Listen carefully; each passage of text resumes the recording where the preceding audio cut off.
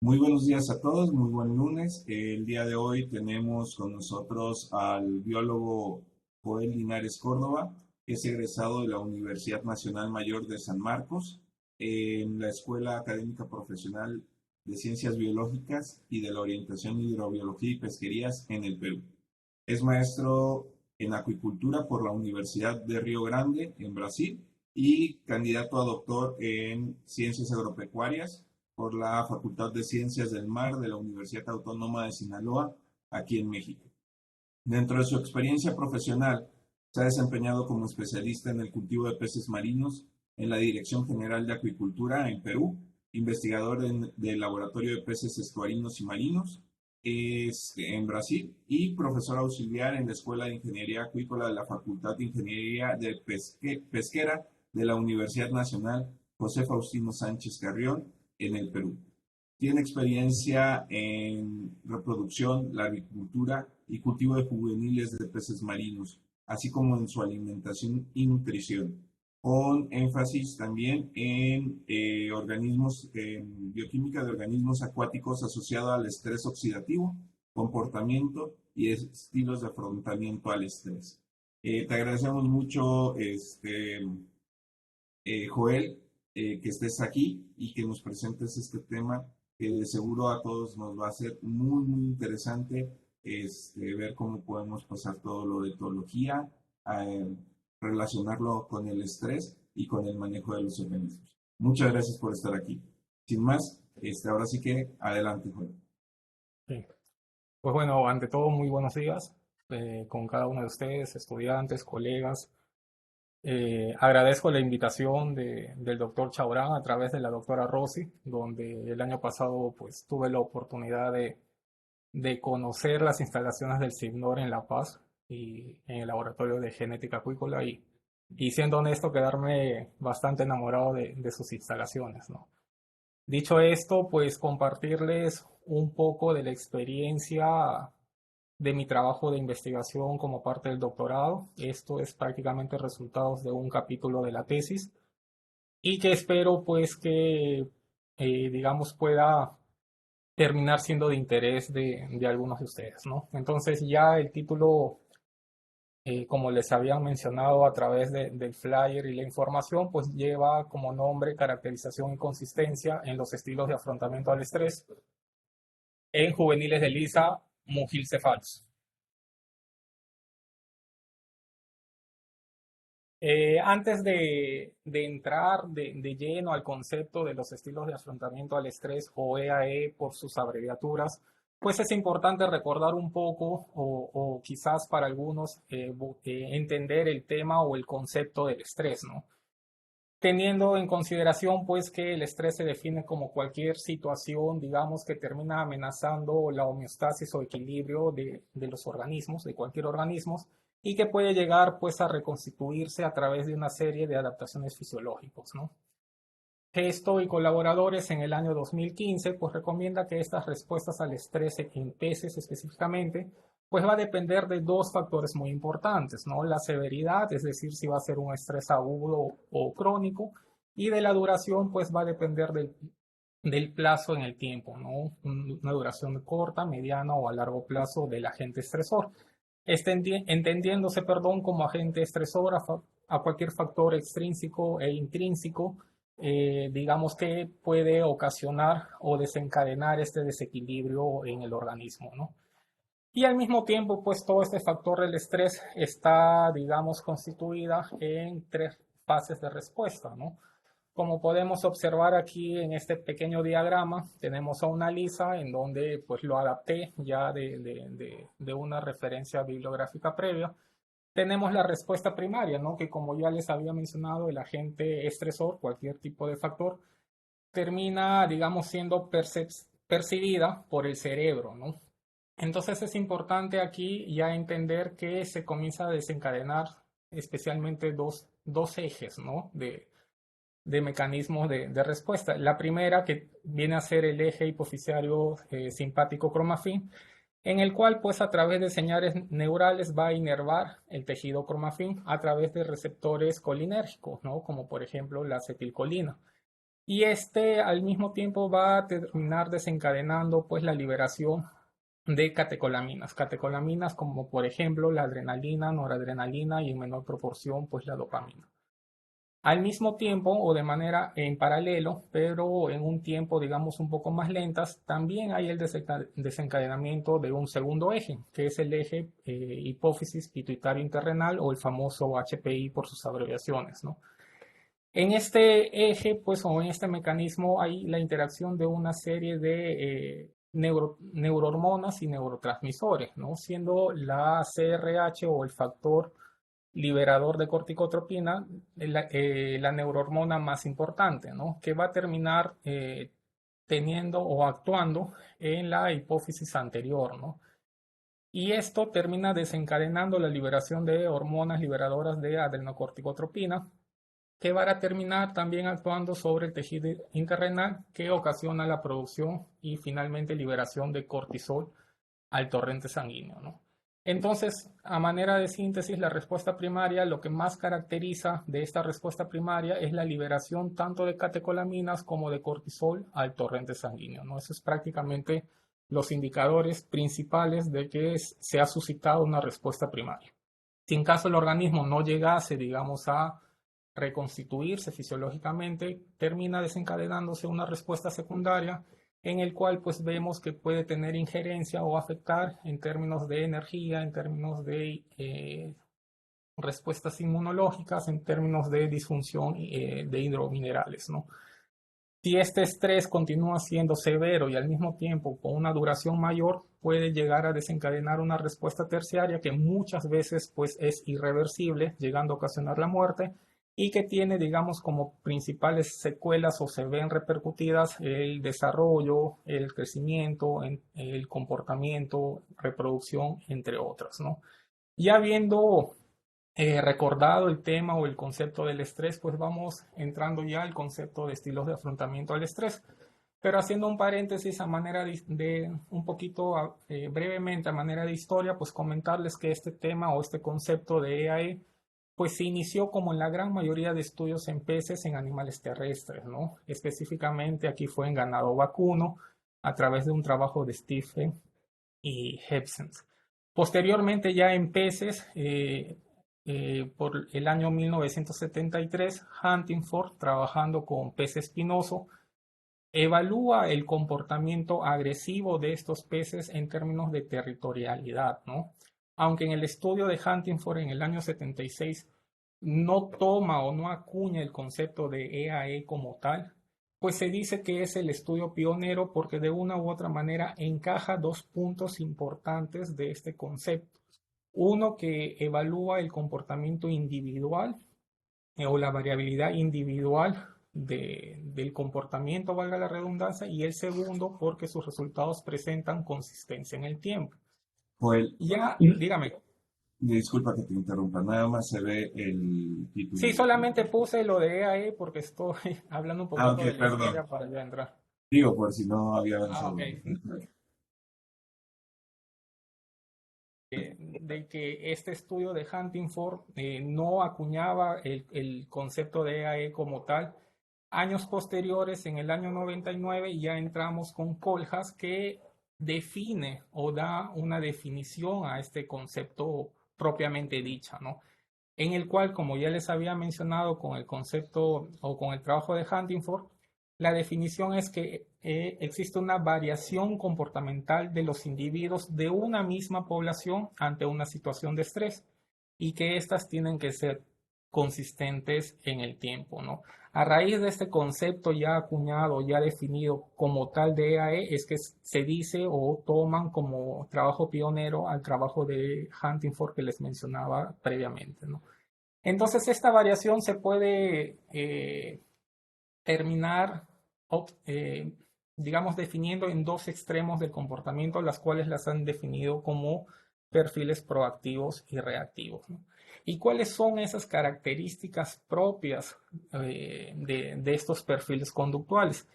En esta gráfica, a grosso modo, para mostrarles, no voy a entrar a detalle por cuestiones de tiempo, pero pues podemos observar que se pueden presentar a través de la historia de vida ciertas diferencias, como por ejemplo que los ejemplares proactivos tienen un tiempo de vida mucho más corto. En cuanto al comportamiento, los ejemplares proactivos tienden a ser más audaces, más curiosos, más exploratorios. En términos fisiológicos, podemos observar que los ejemplares, en este caso, por ejemplo, si queremos hablar de reactivos, presentan una mayor respuesta inmunológica ante una situación de estrés, ¿no? Entonces, ya teniendo este concepto, pues uno se preguntará, ¿y cómo hago para poder hacer la caracterización de estos estilos de afrontamiento, ¿no? A lo largo, pues, de todos esto, de todos los trabajos de investigación que se han ido suscitando en peces, y como ya les había mencionado al inicio de la introducción, pues se ha ido presentando siempre en especies terrestres, ¿no? Lo que se ha ido haciendo, pues, es ir adaptando, ir acoplando en función, pues, a las características biológicas y comportamentales de la especie como tal, ¿no? Pero todo se ha centrado, se ha basado en estudios definitivamente de animales terrestres, ¿no? Existen diferentes tipos de pruebas, como pueden observar en esta tablita que les armé. Podemos encontrar pruebas grupales, podemos encontrar pruebas individuales, podemos encontrar incluso pruebas en pareja. Entonces va a depender mucho del objetivo y de las características propias de la especie con la cual cada uno de nosotros pudiera estar trabajando, ¿no? Así también a manera de ejemplo, en la prueba grupal, pues las pruebas más características, la prueba de toma de riesgo, una prueba de hipoxia, en la cual en el caso específico de la toma de riesgo, el principio es ver esa capacidad que puede tener el individuo de asumir un riesgo, ¿no? Riesgo en el cual tiende a cruzar de una zona segura a una zona de riesgo que más adelante les voy a explicar, digamos, de mejor o a detalle. Otro ejemplo, por ejemplo, en el caso de la prueba individual, una prueba de confinamiento, el principio pues es trasladar individualmente los individuos de su tanque de cultivo a un reservorio o a un tanque con dimensiones menores, tanto en tamaño como en capacidad o volumen de agua, con la intención pues de simular una área confinada, ¿no? Entonces estos diferentes test, como pueden observar también en la tablita, pues se han ido desarrollando en diferentes especies de cultivo, ¿no? Llámese carpa, lubina, salmón, dorada, trucha, etcétera, ¿no? ¿Y con qué finalidad, no? ¿Cómo, digamos, puede terminar teniendo injerencia o influencia los estilos de afrontamiento al estrés, ¿no? Entonces, se ha visto a través de diferentes estudios, pues que al caracterizar los proactivos y reactivos, pues podemos tener, digamos, ya una mejor claridad en cuanto al crecimiento, ¿no? Como ya les había mencionado, pues los proactivos terminan creciendo mucho en un tiempo menor, mucho más que los ejemplares reactivos. Lo mismo en cuanto a cuestiones de reproducción. Se ha visto en diferentes estudios que los individuos proactivos, al crecer mucho más rápido, tienen una reproducción también mucho más rápida, ¿no? Es decir, una reproducción precoz. En el caso de la respuesta inmune, pues se ha observado también que los ejemplares reactivos tienen una mayor capacidad de respuesta inmune en contraste a sus homólogos los proactivos. En cuanto al comportamiento, se ha observado también a través de diferentes estudios que los ejemplares proactivos o los individuos proactivos tienen un patrón de comportamiento mucho más agresivo, son menos sociales, mucho más dominantes que sus homólogos, los ejemplares reactivos, ¿no? Y en cuanto al metabolismo energético, pues al tener un crecimiento mayor hay un mayor desgaste o una mayor demanda metabólica por parte pues de los ejemplares proactivos, ¿no? Entonces, a manera de resumen, pues la caracterización de los estilos de afrontamiento al estrés se nos presenta como una herramienta para poder pues reconocer también cómo los animales afrontan una situación de estrés, ¿no? Lo cual pues termina siendo relevante para poder explicar las diferencias individuales en términos, por ejemplo, de adaptabilidad, en términos, por ejemplo, de capacidad de respuesta a un agente estresor, ¿no? Y que termina siendo, pues, consistente a lo largo del tiempo. Ahora bien, ¿por qué la lisa, no? Prácticamente la lisa es una especie, creo que ya dentro de las características biológicas muchos de nosotros lo conocemos, es una especie nerítica catádroma, es decir, va a las aguas continentales a hacer la puesta, características eurialinas, es decir, una amplia tolerancia a las condiciones de salinidad, hábito alimenticio omnívoro. Como se puede observar en la figura, prácticamente en la parte anterior tiene un cuerpo bastante cilíndrica y en la parte posterior es comprimida. En cuanto a la coloración, la parte dorsal tiende a ser color grisáceo azulado o verdoso, mientras que las laterales son plateadas, ¿no? Es una especie cosmopolita, es decir, tiene una amplia distribución. Acá les menciono pues que puede estar distribuida en el Atlántico Occidental, Atlántico Oriental y el Pacífico Oriental. Y en México, ¿no? En México pues se viene produciendo en 17 estados, siendo Tamaulipas, Nayarit y Sinaloa los de mayor contribución, las cuales terminan aportando aproximadamente cerca del 69,43% de la producción nacional, ¿no? Y esto pues ha conllevado que ya comience a surgir distintas investigaciones en esta especie, ¿no? Que inicialmente siempre eran utilizados para temas de interés en cuanto a biorremediación, ¿no? Justamente por esa capacidad de la lisa a tolerar tal vez condiciones extremas, ¿no? O tolerar condiciones de temperatura eurialinas o de amplios rangos también incluso de temperatura, ¿no? En temas de ciencias básicas también diversos estudios se han ido realizando con el afán pues de poder ir estableciendo conocimiento y tecnología sobre el cultivo de esta especie, ¿no? Prácticamente todo acerca digamos, el punto de origen va a través del proyecto de la Unión Europea Diversify, en el cual pues buscan, digamos, valga la redundancia con el nombre, el poder ir diversificando otras especies que tengan ese potencial en el sector acuícola, ¿no? Y allí comenzaron a realizarse estudios en cuanto a nutrición, reproducción e incluso biología molecular, ¿no? En este lado del continente, pues prácticamente Brasil, Estados Unidos, Colombia empezaron desarrollando estudios, digamos, en cuanto a una ciencia aplicada, acuaponia, y en los últimos años, pues ya incluso México ya viene realizando estudios en lo que es sistemas multitróficos, utilizando sistemas bioflog en las cuales ya están optando también por un mejor aprovechamiento, digamos, de toda la columna de agua a través de la utilización de la lisa, ¿no? Ya entrando, digamos, a la parte experimental de mi trabajo de investigación, pues comentarles cómo fue que nosotros realizamos este experimento, ¿no?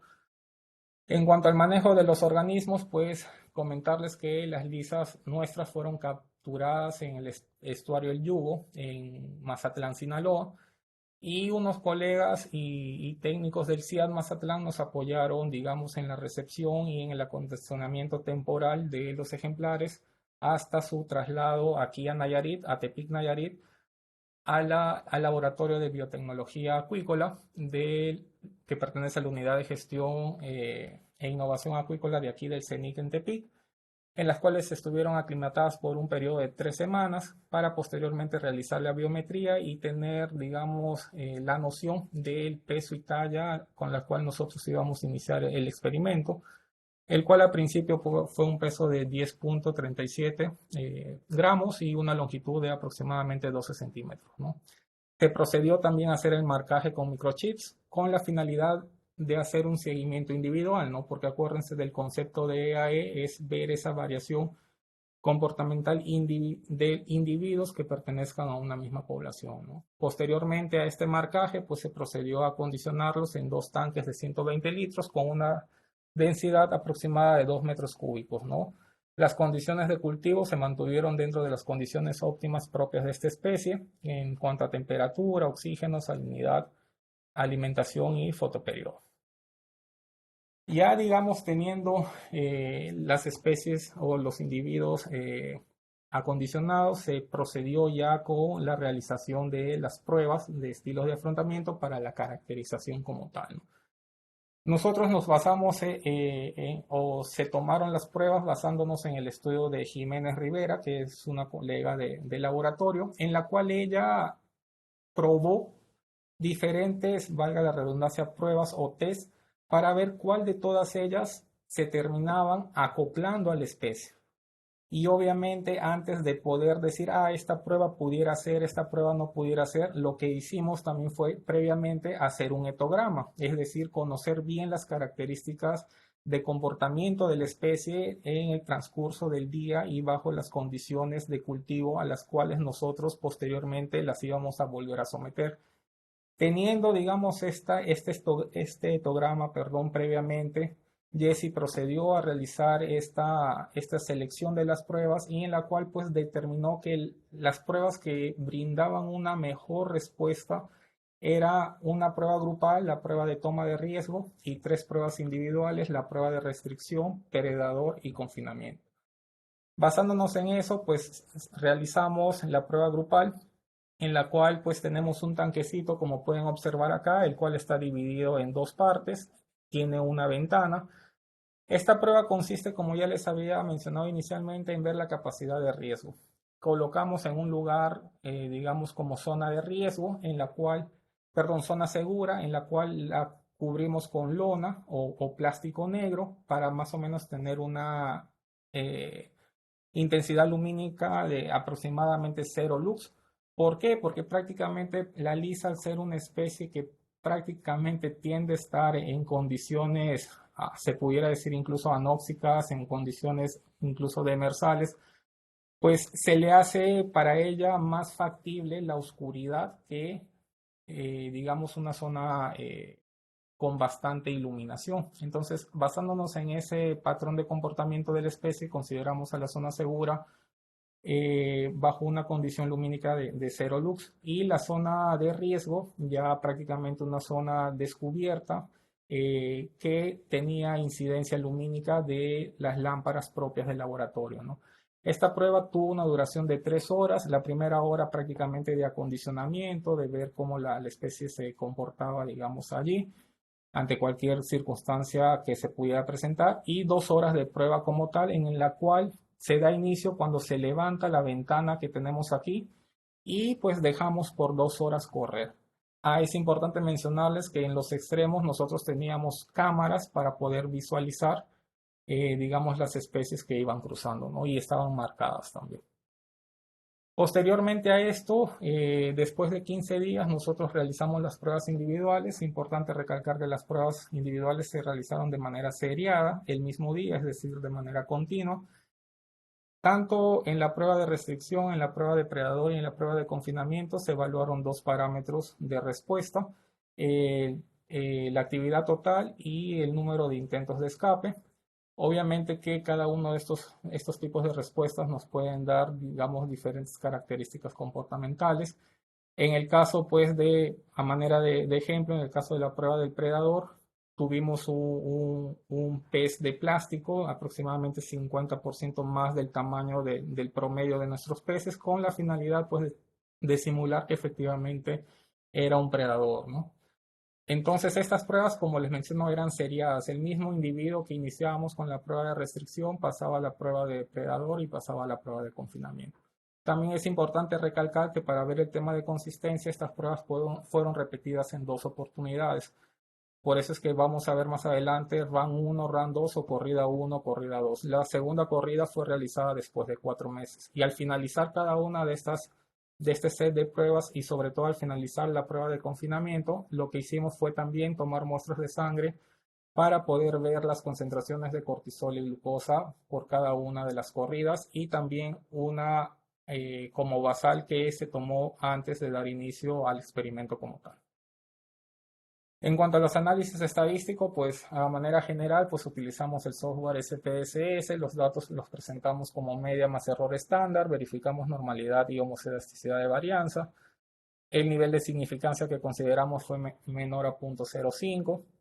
Para la prueba grupal realizamos una prueba de chi cuadrado, y para las pruebas individuales pues realizamos un análisis de varianza multivariado, o el famoso MANOVA, entre individuos proactivos y reactivos para cada una de las corridas 1 y 2, ¿no? Y en el caso de consistencia, pues utilizamos un modelo lineal, perdón, multivariado para pruebas repetidas, y basándonos en dos criterios, el Wix-Lambda para ver consistencia interindividual y el alpha-Cronbach para ver intraindividual. Y para ver la consistencia entre contextos, pues empleamos la correlación de Pearson, ¿no? En cuanto a los resultados y discusiones, pues podemos observar que para la prueba grupal hay una tendencia similar en las proporciones, ya sea de los peces que cruzaron, los proactivos que están en color rojo, como también para los reactivos, es decir, para los que no cruzaron de color azul, ¿no? En el caso de proactivos, aproximadamente un 39 y para la corrida 1 y un 41 para la corrida 2, ¿no? Es importante también mencionar que diferentes autores indican que se pudiera emplear solamente una prueba grupal para poder hacer este tipo de caracterizaciones de estilos de afrontamiento al estrés. ¿Por qué? Porque hay una influencia del contexto social, ¿no? Y este contexto social puede terminar repercutiendo en diferentes patrones de comportamiento, como por ejemplo en una dominancia social, como por ejemplo en un aprendizaje social también. Asimismo, como les había mencionado, Jiménez, al hacer el etograma, lo que ve es que pues, la lisa, la especie en estudio, presenta un comportamiento social, ¿no? Con especificidad de poder formar grupos pequeños y hay una ausencia de agresividad en esta especie. Por lo que nosotros ya, digamos, con esta presencia de congéneres, pues esperábamos poder reforzar, digamos, ciertos rasgos de comportamiento a amenazas, ¿no? Como por ejemplo al hecho de que tal vez, como no eran agresivos, haya un mayor número, pues, de animales que no terminen cruzando o tomando el riesgo de cruzar, o que, digamos, términos de exploración sean menos exploratorios que los ejemplares proactivos, ¿no? En cuanto a las pruebas individuales, pues aquí les presento tanto en la corrida 1, los ejemplares proactivos presentaron una mayor respuesta en las diferentes variables de las diferentes pruebas a comparación de los reactivos. También presentaron un mayor crecimiento, una mayor longitud y una mayor tasa de crecimiento específico para la corrida 1 como para la corrida 2, ¿no? Entonces, Killen y colaboradores en el año 2016 manifiesta que estas, estos cambios, digamos, o estas diferencias en los patrones de los comportamientos, pues se debe a una plasticidad individual de los organismos como una respuesta a los diferentes factores estresantes, ¿no? Y eso conllevó a que exista esta variación en los patrones conductuales, tanto proactivos y reactivos, y por cada una de las corridas, ¿no? Nuestros resultados pues fueron similares a estudios desarrollados en lenguado, lubina, dorada, etcétera, ¿no? En cuanto a las pruebas fisiológicas, pues podemos observar que los reactivos, las cuales están en barra negra, en cuanto a cortisol, por ejemplo, presentan mayores concentraciones de cortisol que los ejemplares proactivos, mientras que, por ejemplo, en el caso de glucosa no se observó una diferencia significativa entre ellas. No obstante, pues los ejemplares reactivos presentan una tendencia a una mayor concentración en comparación a los proactivos, ¿no? Entonces, esta situación pudiera deberse, como menciona Overly en el año 2007, a un mecanismo adaptativo evolutivo en el cual los ejemplares proactivos se encuentren más predispuestos a situaciones, digamos, amenazantes que los ejemplares reactivos. Al mismo tiempo, también pudiéramos lanzar como hipótesis que los ejemplares reactivos presentan una liberación de cortisol mucho más rápida y en un menor tiempo que los ejemplares proactivos. Pero es un poquito difícil, digamos, plantearnos esa hipótesis como tal, ya que no fue, digamos, el objetivo del experimento, no se diseñó para ello. Aquí podríamos esperar tal vez evaluar a través de una línea del tiempo cómo se va comportando en las horas, digamos, las concentraciones de cortisol para cada perfil, ¿no? Asimismo, pues a mayor incremento de cortisol, pues sabemos que va a haber una mayor movilización de las reservas de energía para poder hacer frente pues a este estrés, ¿no? El cual es a través de la producción o liberación de glucosa. Es importante mencionar también que nuestros resultados, digamos, muestran ese mismo patrón, esa misma tendencia que los mostrados en diferentes trabajos, en diferentes especies como el pez cebra, el lenguado, incluso la lisa, Y pues esto nos sugiere que prácticamente estas tasas de liberación en respuesta a un factor estresante se puede conservar en organismos proactivos y reactivos independientemente pues de la especie como tal, ¿no? En cuanto a la consistencia, pues también podemos observar que en este periodo de 4 meses existió una consistencia interindividual a través del valor del lambda, perdón, que les mencionaba en los diferentes respuestas de los diferentes test y al mismo tiempo con la consistencia intraindividual, ¿no? Lo único donde no hubo una consistencia como tal, pues fue en la parte de la glucosa, ni inter ni intraindividual, y en el caso de cortisol no hubo una consistencia intraindividual, ¿no? El tema de la consistencia pues puede verse influenciado debido a las condiciones controladas que terminan induciendo pues altos niveles de acondicionamiento dependiendo del tiempo de estudio que estemos realizando. También es importante mencionar en este tema de consistencia, si es que comienzan ya a indagar un poquito la temática, que podemos plantearnos una consistencia en corto plazo o en un mayor plazo, ¿no? Corto plazo, que es la gran mayoría de estudios que los vienen haciendo de 7 a 15 días. Y ello es debido pues a que en un tiempo menor, digamos, no hay tantos cambios adaptativos e incluso, digamos, de evolutivos del organismo como tal. Por eso es que hay esa preferencia a los intervalos cortos, ¿no? Por los temas de edad, por los temas de procesos de maduración, por los temas de experiencia de historia de vida. También diferentes estudios vienen mencionando que cuando ya se da hasta la primera maduración del individuo o de la especie como tal, existe una consistencia de estos perfiles comportamentales, ¿no? Ya a partir de la primera maduración hacia adelante, ya diferentes estudios han ido mostrando que no existe una, digamos, consistencia de estos perfiles. ¿Por qué? Porque ya a medida que el individuo va creciendo o va teniendo mayor edad, si lo queremos tomar criollamente, pues va teniendo otros requerimientos, ¿verdad? Otros requerimientos nutricionales, otros requerimientos tal vez de hábitat, de espacio sobre todo, ¿no? Entonces estas características hacen que a medida que el individuo vaya creciendo, teniendo mayor edad, la consistencia pues termine no siendo tan consistente, ¿no?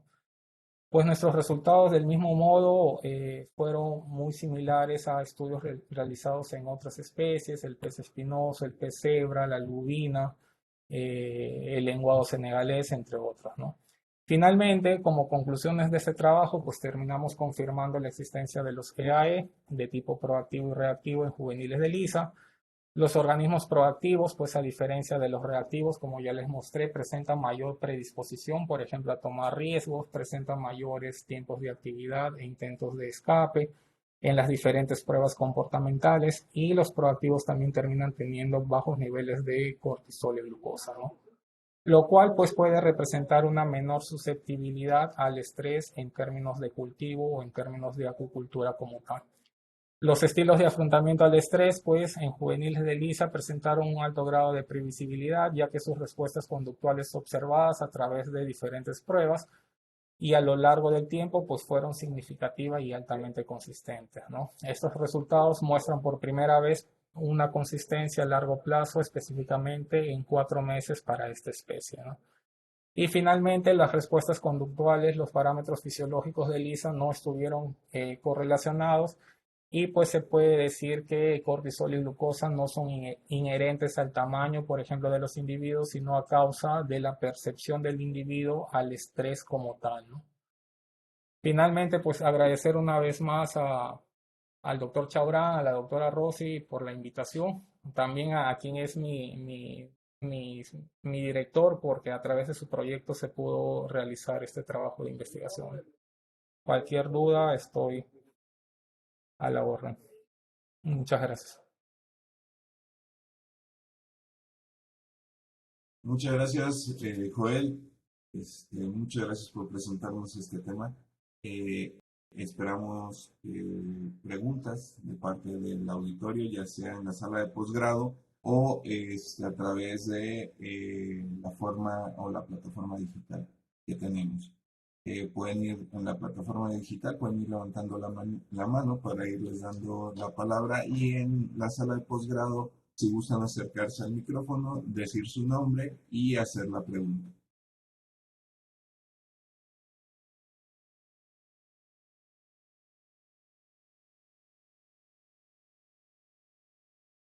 Ok, tenemos varias preguntas en el formato digital. Primero Lisbeth Macías y después el doctor Ricardo Pérez. Adelante. Buenos días. Gracias por su Entonces, presentación. Esta es una duda, va más encaminada a resolver una duda personal, pero tiene que ver un poco con lo que presentaste. Por ejemplo, perdón, se te estrés perdió. oxidativo y, bueno, perdón, ¿sí me escuchan? Ahora sí, yo sé. Es que creo que mi internet está un poco oscila. No, no te preocupes. Comentaba que yo estaba trabajando en el tema de estrés oxidativo y parece redundante, pero a ver si puedes resolverme esta duda. El estrés oxidativo y el estrés que a veces mencionamos, por ejemplo, estrés por confinamiento, por una mala nutrición, son cosas diferentes, pero a su vez pueden estar correlacionados o Sí, relacionados. definitivamente. Lo que pasa es que cuando uno hace estudios de estrés oxidativo, ve, digamos, cómo este factor estresor termina dañando a nivel celular. Por eso es que Ujú, para el estrés oxidativo tú utilizas o analizas otros test, ¿no? Puedes utilizar TIVARS, el SOT, ujú, eh, el ROS, entre otros, ¿no? Porque lo que sí, tú vas a terminar viendo no es, digamos, a través de crecimiento, peso, talla, sino a través de cómo es el daño celular que pudieras ocasionar, ¿no? Por ejemplo, para ver hasta qué punto, digamos, el poder manejar ese agente estresor está bien. Tal vez en peso y talla tú no ves el efecto, pero quizás si prolongas un poco más, vas a comenzar a ver algún tipo de efecto a nivel celular del organismo, ¿no? Pero de una u otra manera, pues como tú bien mencionas, están correlacionados. ajá. Entonces, por ejemplo, el estrés oxidativo puede impactar en la homeostasis y por eso genera estrés en el organismo. ¿Podría ser así? Claro, porque al fin y al cabo terminas generando un daño. En Ajá. este caso específico, tú a través de digamos, mediciones de estrés oxidativo, lo que terminas viendo es un daño a nivel celular puntualmente, ¿no? Entonces, si tú ves que tu factor, por ejemplo, yo en la maestría evalué densidad de cultivo, diferentes densidades, pero Ajá. yo vi que, por ejemplo, mi organismo, pues al 200 por ciento de PSA, porque trabajé con un pez plano, digamos, mi pez crecía igual, tenía el mismo crecimiento y todo, pero a nivel, digamos, bioquímico, a nivel celular, ya estaba observando que tenía un daño de estrés oxidativo en branquias, hígado, músculo y cerebro.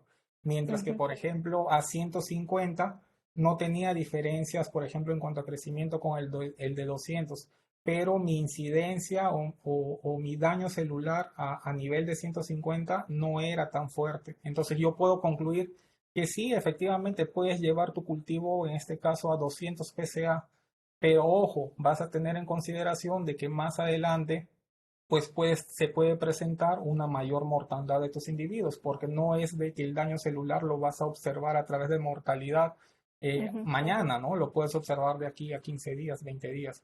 Y en cambio tú puedes prevenir, puedes llevar a 150, puedes tener el mismo crecimiento, no obstante vas a tener individuos que van a crecer mucho más sanos, porque acuérdate que el tema también de ver estrés oxidativo, el tema de ver también en este caso estilos de afrontamiento al estrés, es ligar un poquito al tema que también se viene manejando mucho en acuicultura, que es el término de bienestar animal, ¿no? Es decir, que vamos a ir produciendo pues organismos, digamos, que crezcan o que se desarrollen dentro de los parámetros más adecuados pues de cultivo, ¿no? No sé si me dejé entender. sí. Y una pregunta más. ¿Tú crees, a juzgar de la gráfica que nos mostraste, que el cortisol pueda relacionarse Perdón, perdí tu La señal. glucosa, ¿puedo pensar que tiene que ver con el estrés o puede deberse también a otros factores, los aumentos o disminuciones de glucosa? ¿Me podrías volver a repetir porque te perdí en un momento? Ah, te preguntaba que si la glucosa puede ser un parámetro que me diga si el organismo tiene cortisol o está generando el Sí, cortisol, o porque ahora en tu gráfico, por ejemplo, se vio diferencia significativa en el cortisol, pero en la glucosa sí había un poco más, pero no estadísticamente era diferente. Entonces, mi claro, por duda eso es es, que yo, ajá, sí, por eso es que yo les mencionaba aquí, ¿no? Cuando hay incremento de cortisol, definitivamente hay una mayor movilización de reservas de energía para hacer frente al estrés, es decir, hay una mayor producción de glucosa. Y esta generación prácticamente es para que el pez en ese momento pueda determinar si va a huir o va a luchar o enfrentar esa situación estresante, ¿no? Pero ok. definitivamente si tu pregunta es si va de la mano, sí va de la mano. Ahora, ¿por qué, digamos, sí hubo diferencias significativas en cortisol y por qué en mi caso particular no encontré, digamos, diferencias? Pues podemos asumir muchísimas más cosas, ¿no? Por ejemplo, yo les Ujú. mencionaba que en el caso de los ejemplares proactivos, el metabolismo energético es mucho mayor. Entonces, eso pudo haber conllevado, pues, que haya un mayor, digamos, consumo también de glucosa a tal tiempo que hizo que las concentraciones bajaran y estuvieran a nivel de un ejemplar reactivo, ¿no?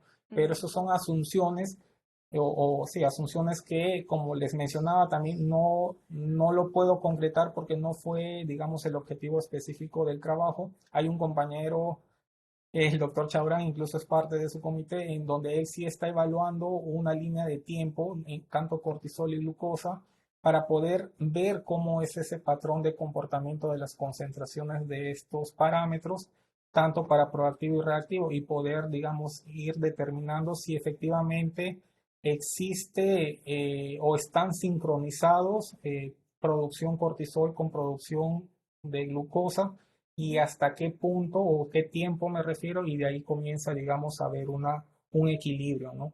Pero a mm, priori, por diferentes estudios, sí, un mayor incremento de cortisol, hay una mayor producción de glucosa como tal, ¿no? ¿Por qué? Porque ante una situación de estrés, lo que necesitamos es producir energía, ¿no?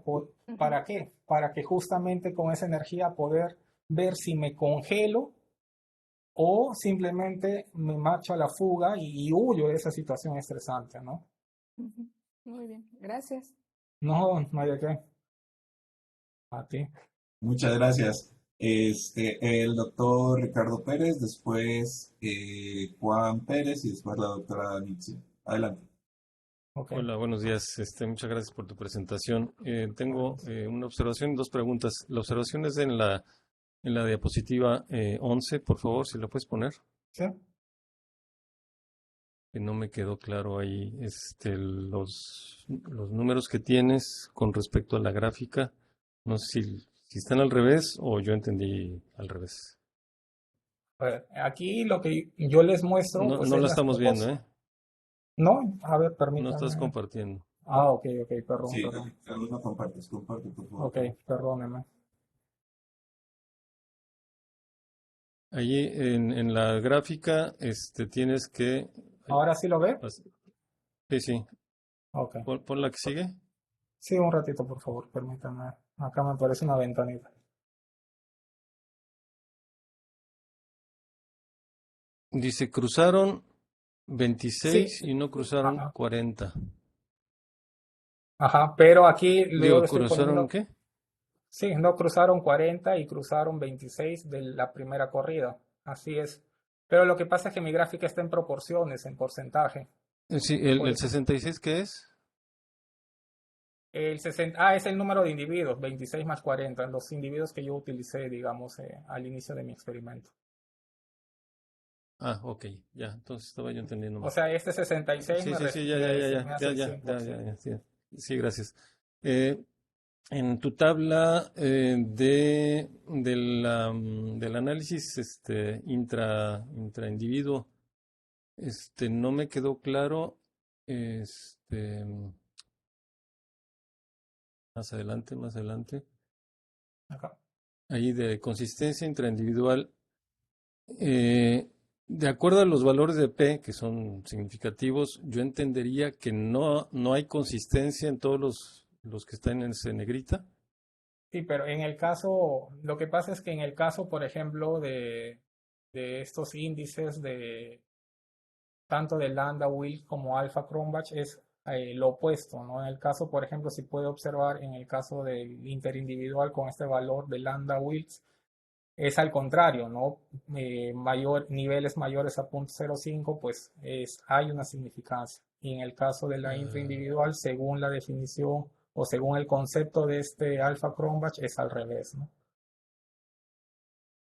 Por eso, entonces, en el alfa Cronbach Menor a dices, 0.05 hay diferencias significativas, ¿no? o Y sea, acá no hay prácticamente consistencia intraindividual. no. Si hay diferencias, sí hay consistencia intraindividual. Ah, a ver, entonces ahí creo que el concepto de la hipótesis nula, creo que lo tendrías que revisar. Me parece que o yo estoy entendiendo de manera incorrecta o no, o la forma como está propuesta la hipótesis nula no es correcta. Normalmente, cuando tienes una P significativa, es porque estás rechazando la hipótesis nula, que por definición es que no hay diferencias entre un tratamiento y otro, cualquiera que sea, ¿no? Nada más te sugiero ahí que revises esa parte. Y ya para terminar, la última pregunta es, en términos de acuacultura, ¿qué sería más conveniente, tener individuos reactivos o proactivos? Esa es la pregunta del millón de dólares, para ser honesto, pero yo consideraría que pues va a depender mucho del objetivo que el investigador o el productor se mantenga, ¿no? Y también de la capacidad o infraestructura que se pueda tener, ¿no? A priori, si yo quiero, digamos, tener una ganancia a través de la venta de individuos en un tiempo, digamos, menor, pues me conviene un proactivo, ¿no? Pero si yo ¿Por tengo qué? la capacidad, pues pudiera mantener lotes de ambos, ¿no? ¿Pero por qué te Porque conviene acuérdate más que un también, proactivo? perdóname, ¿Crecen más rápido los proactivos? los proactivos tienden a crecer mucho más rápido, ¿no? Por ejemplo, en este caso de prácticamente 4 meses, los proactivos terminaron en 14.8 y iniciamos con 10 gramos, ¿no? Los proactivos crecen mucho más rápido, pero también dependiendo de la especie, por ejemplo, tienden a ser mucho más agresivos, ¿no? Al haber mayor agresividad, pues también va a haber una mayor mortandad. En el caso específico de aquí, del experimento, también observamos que hubo una mayor mortandad de ejemplares proactivos, ¿no? En contraste a los reactivos. Entonces va a depender mucho de los objetivos, va a depender mucho también de la biología de la especie como tal, ¿no? Ok, gracias. No, no hay que. Juan Pérez, adelante. Bueno, hola, buenos días. Felicitaciones por la presentación y el experimento, muy interesante. Muchas gracias. Siempre hay una diferencia en la respuesta del organismo cuando es un estrés crónico a uno agudo, ¿no? Sí, Tu caso, pues es más bien un estrés, agudo. crónico, ¿no? Porque lo llevaste a cabo durante muchos días, ¿no? Ujú. O sea, fue muchos días que estuviste haciendo el experimento con los mismos individuos, ¿no? No, Entonces hay, prácticamente los experimentos las realicé o las repetí en 2 oportunidades. Una, pues es que tengo 2 repeticiones y les mencionaba que la segunda repetición se realizó al cabo del cuarto mes, ¿no? pero Yo con diferentes solamente, individuos, no, los mismos individuos son los mismos los individuos. mismos individuos, exacto. Yo inicio con una prueba grupal, después de 15 días, como les mencionaba aquí, hago las pruebas individuales. Las pruebas individuales las hice seriadas el mismo día y al cabo Entonces de ibas cuatro haciendo meses, pequeños experimentos crónicos en poco tiempo. claro, yo de aquí repetía este set de pruebas y al cabo de 4 meses las volví a repetir y no tocaba mis peces para nada, ¿no? Sí, porque la cuestión es de que el organismo tiende a la homeostasis, ¿no? Y Exactamente. si en una respuesta aguda, pues sí obtienes un pico de respuesta, y si ese estrés continúa, pues tienes un Otro estrés punto. agudo que tiende a la homeostasis. En este caso, pues entonces sí lo estás midiendo agudo, ¿no? Porque también en el caso de cuando se mide estrés oxidativo, pues se ve resultados cuando pues el El estrés estrés es es crónico. agudo. Cuando es Sí. crónico ya no ves resultados. Porque, por Ah, ejemplo, aquí particularmente ha sido, como le digo, en 4 meses y tratando de ver un estrés agudo, ¿no? Porque no es que manipulábamos todo el día o todos los días a los peces, ¿no? Cada vez que era, digamos, la fecha para la realización de estas pruebas era donde pues había la manipulación correspondiente, ¿no? sí, porque nosotros hemos encontrado que la principal enfermedad que hay en los peces es el estrés. Ujú. El estrés, que sí se sabe que puede causar mortalidad, pero realmente lo hace cuando es crónico. ¿Tú qué crees que sea lo que mate a un pez cuando el estrés es crónico? Cuando no tiene ninguna enfermedad, pero simplemente el estrés termina matando al pez. Pues puede haber diferentes factores, ¿no? Un mal manejo de los individuos como tal, tal vez el que Pero, uno pero fisiológicamente, ¿qué es lo que lo mata? pues el no haberse, digamos, restablecido ese equilibrio homeostático, ¿no? Al Ese equilibrio perderse la fisiológico. hemostasis, ¿no? Exactamente. Si no Sí, ahora logra en el caso restablecer. del cortisol, ¿crees que sirva para medir el estrés crónico? ¿O crees que sí se vaya perdiendo el efecto? ¿O es solamente para estrés agudo?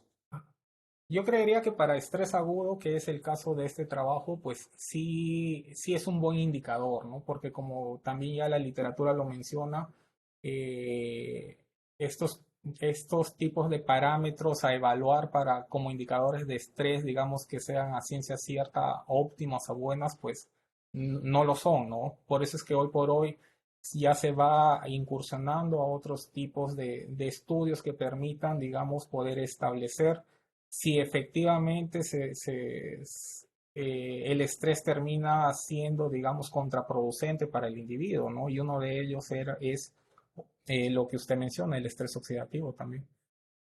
O sea, es un indicador de que ayuda, ayuda definitivamente, pero va a depender muchísimo del protocolo, la metodología con la cual, digamos, uno también lleve a cabo, digamos, la cuantificación extracción del cortisol como tal, ¿no? Porque Sí, no, pequeños detalles, queramos o no, terminan marcando diferencias también.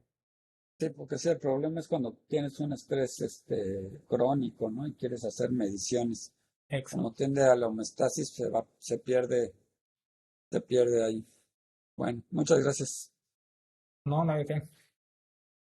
Gracias, doctor Juan. La doctora Danitza, última pregunta, con respuesta breve, por favor. Sí, buenos días. ¿Sí me escuchas bien? Sí, te escucho muy bien. Buenos días. Joel, buenos días. Gracias por tu presentación. Digamos que quizás tratando de ser más claro sobre este último punto que te comentaba, quizás valdría la pena en tu presentación describir o definir en el caso particular, si ya se tiene trabajo sobre la lisa, cuál sería el estrés crónico en cuanto a número de días y cuál sería el Ok. estrés agudo. Creo que eso ayudaría bastante. Y la otra parte que pues yo más bien te quería hacer un comentario, ¿no? Dado que pudiste etiquetar a cada uno de los individuos por medio de chips, a mí sí me hubiera como que gustado ver una tabla en donde definieras de todo tu población con la que tú trabajaste, Ujú. cuáles fueron proactivos de toda esa población al final o al principio o Ok. en medio y cuáles fueron reactivos, porque eso como que no se alcanza a ver o no queda muy claro, ¿no?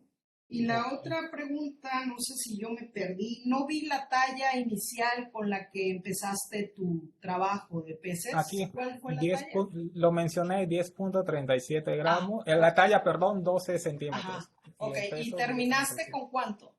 Terminé para el caso de proactivos, no me acuerdo, como 14 creo que le mencionaba al doctor. Sí, casi 15, por ejemplo, para proactivos Ok. en cuanto a peso y casi 12 gramos reactivos, ¿no? O sea Y que para está teniendo más o menos 1 gramo por mes pues así fue como de crecimiento.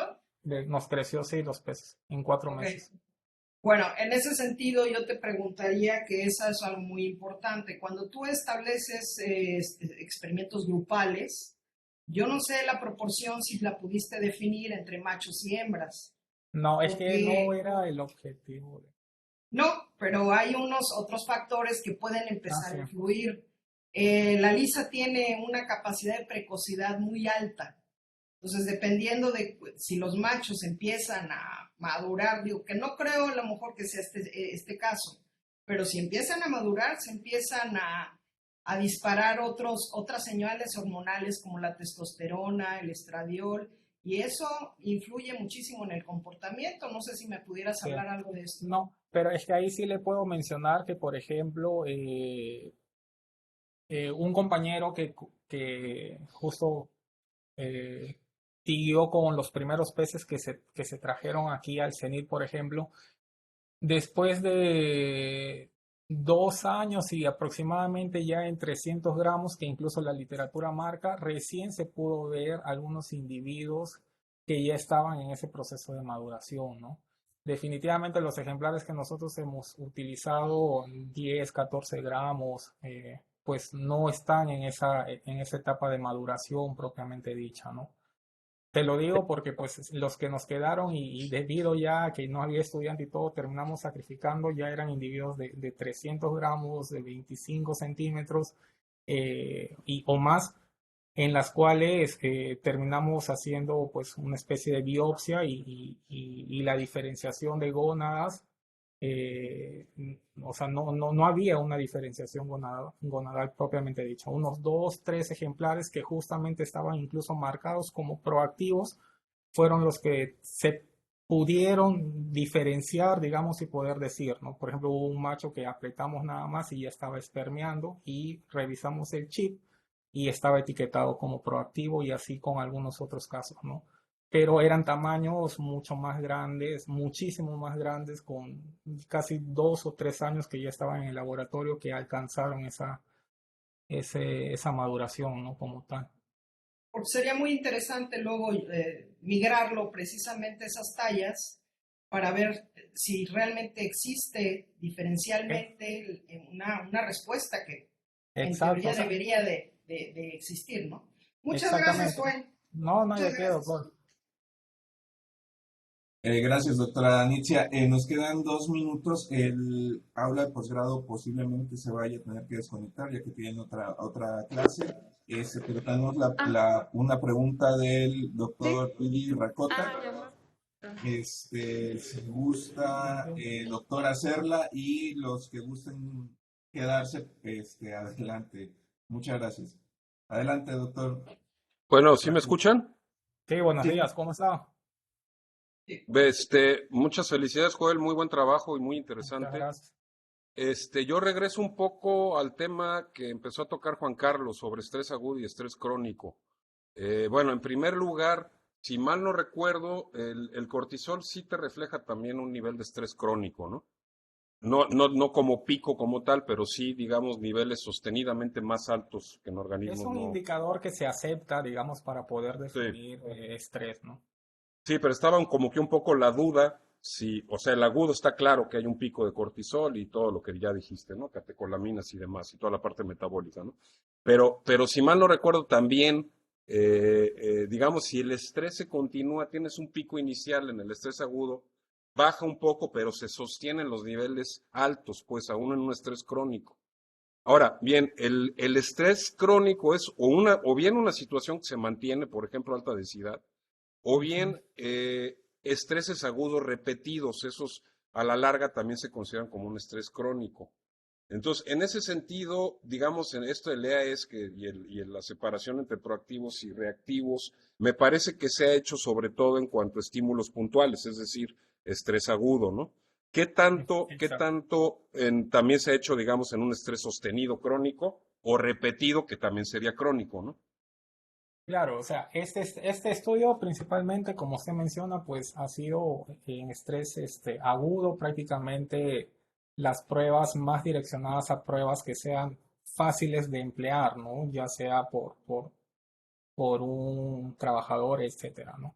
En el caso de la repetibilidad o en el caso de la consistencia, que como bien es mencionado casi al finalizar, pues también se ha ido observando o diferentes estudios ya muestran como indicadores que se pudiera hablar de una consistencia tanto comportamental como fisiológica hasta antes de la primera maduración del organismo. Ya posteriormente a ello ya no se pudiera, digamos, hablar o establecer de una consistencia, porque al fin y al cabo los estilos de afrontamiento al estrés no son fijos y pues hay diferentes estrategias de comportamiento que un individuo va a tomar para poder hacer frente a esas mismas situaciones de estrés, ¿no?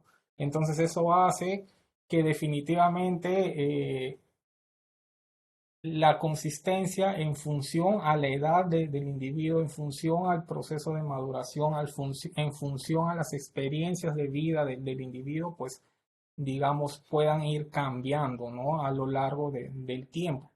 Por eso es que también recalcaba al final que la gran mayoría de estudios sobre consistencia puntualmente, y hablo de una consistencia para que no salirme del tema, una consistencia conductual y una consistencia fisiológica, pues se viene haciendo en periodos mucho más cortos, ¿no? 7, 15 días, un mes, y ya los más largos, pues es muy raro encontrar, pero se quiere ir determinando si efectivamente ese patrón de comportamiento, ese patrón fisiológico, pues se va manteniendo a lo largo o hasta qué punto se pudiera hablar de que efectivamente existiera o existe una consistencia como tal, ¿no?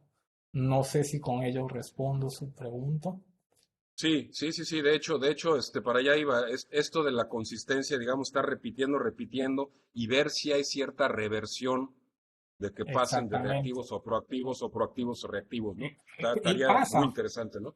pasa ello porque justamente la doctora anterior que me dijo no me pusiste la tabla. Yo no puse la tabla porque hay cuestiones de tiempo y todo, pero Mm. efectivamente, no es de que yo por ejemplo, mis 40 veces que inicié como proactivo al inicio, se mantuvieron los 40 como proactivos. Hay ese Claro, periodo de cambio en el cual ese proactivo pudo haber sido reactivo posteriormente. Y eso nosotros a través de pruebas individuales y a través de la prueba grupal lo confirmamos a través de que si ese mismo pez si cruzó o no cruzó, si tiene esa capacidad de riesgo. O sea, a mayor tiempo, digamos, a mayor periodo de evaluación de la consistencia, nos puede dar también un resultado más confiable, pero el inconveniente es ir determinando hasta qué punto, digamos, esa consistencia se va a mantener, porque como bien les mencionaba, los estilos de afrontamiento al estrés no son fijos.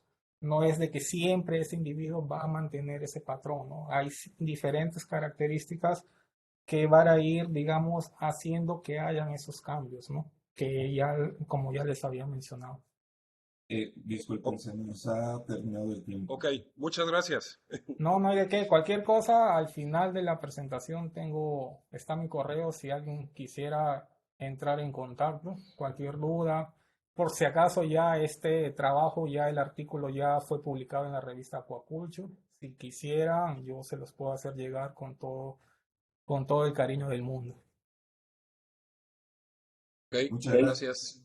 Muchas gracias, doctor Racota. Muchas gracias, Joel. Se nos terminó el tiempo, nos excedimos un poquito. De hecho, hay por ahí un comentario en el chat, Joel, pero se nos acabó el tiempo del seminario. Les No se agradecemos. preocupen. A ustedes, muchísimas gracias. Voy a detener la grabación.